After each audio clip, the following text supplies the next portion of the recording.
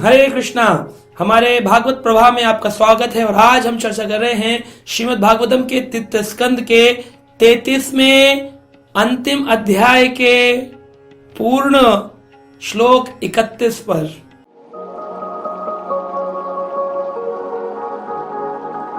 तो आज से हमारा भागवत प्रवाह का स्कंद 3 पूर्ण होने वाला है। इसके बाद हम चौथे स्कंद में प्रवेश करेंगे भागवतम के।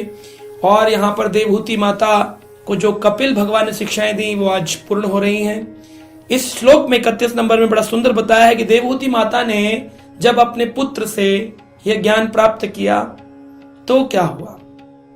तो यहां पर बताते हैं, तद विरासित पुण्यात्मम क्षेत्रम त्रैलोक्यः विश्रुतम नामना सिद्ध पदम यत्रा सा संसिद्धिम उपेयुषी। तद विरासित पुण्यात्मा, ये जो देवहूति माता थी ये पुण्यात्मा है। इन्होंने पति रूप में कर्दम ऋषि को प्राप्त किया और पुत्र रूप में स्वयं भगवान कपिल को प्राप्त किया। कपिल भगवान से इन्होंने अपने पुत्र से ज्ञान प्राप्त किया, अनेकों प्रश्न पूछे और पुत्र ने अनेकों प्रश्नों के उत्तर प्रदान किए। और अनेकों उत्तर देने के बाद कपिल भगवान स्वयं अपनी माता के घर को छोड़ करके चले गए। जो कर्दम मुनि ने बनाया था, हमने अपने प्रसंगों में पीछे सुना किस प्रकार कर्दम मुनि ने अपनी पत्नी देवहूति के लिए मन की गति से चलने वाला एक विशाल महल बनाया, जहां हजारों दासियां हैं, हजारों कुंड हैं, सुंदर फर्नीचर है, सुंदर पर्दे हैं, सुंदर फ्लोरिंग है, सुंदर पेंट है, अद्भुत डेकोरेशन।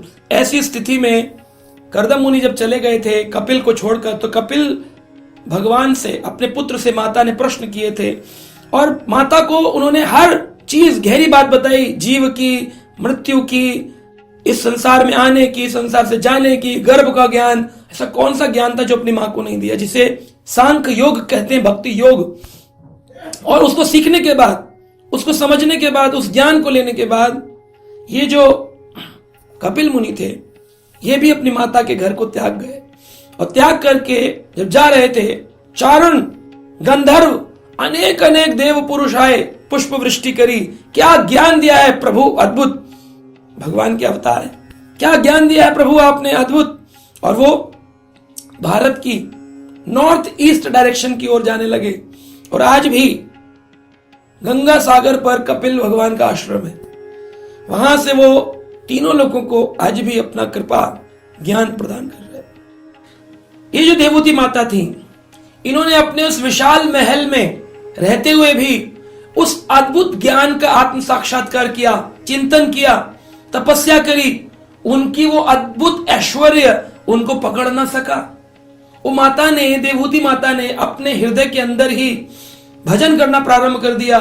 और देवहूति माता कहती हैं, इस संसार में प्रभु आपके नाम के जप से बढ़कर कुछ नहीं है। अगर किसी व्यक्ति ने आपके नाम की शरण ग्रहण करी है, चाहे वो चंडाल परिवार में जन्म लिया हो, लेकिन वो आपको प्राप्त कर सकता है। लेकिन प्रभु अगर आपके नाम की शरण किसी ब्राह्मण कुल में उत्पन्न व्यक्ति ने नहीं ली हो तो वह भी नीचे गिर सकता है।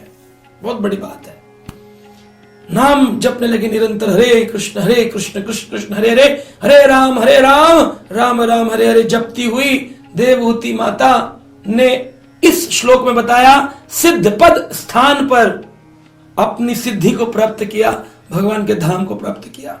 तो उनका वो भौतिक ऐश्वर्य, उनके ज्ञान, उनकी भक्ति के आगे आड़े नहीं आया। हम लोग कहते हैं ना, ग्रस्त संसार में हूं, समाज में फंस गया हूं, मैं कैसे निकलूं इससे बाहर।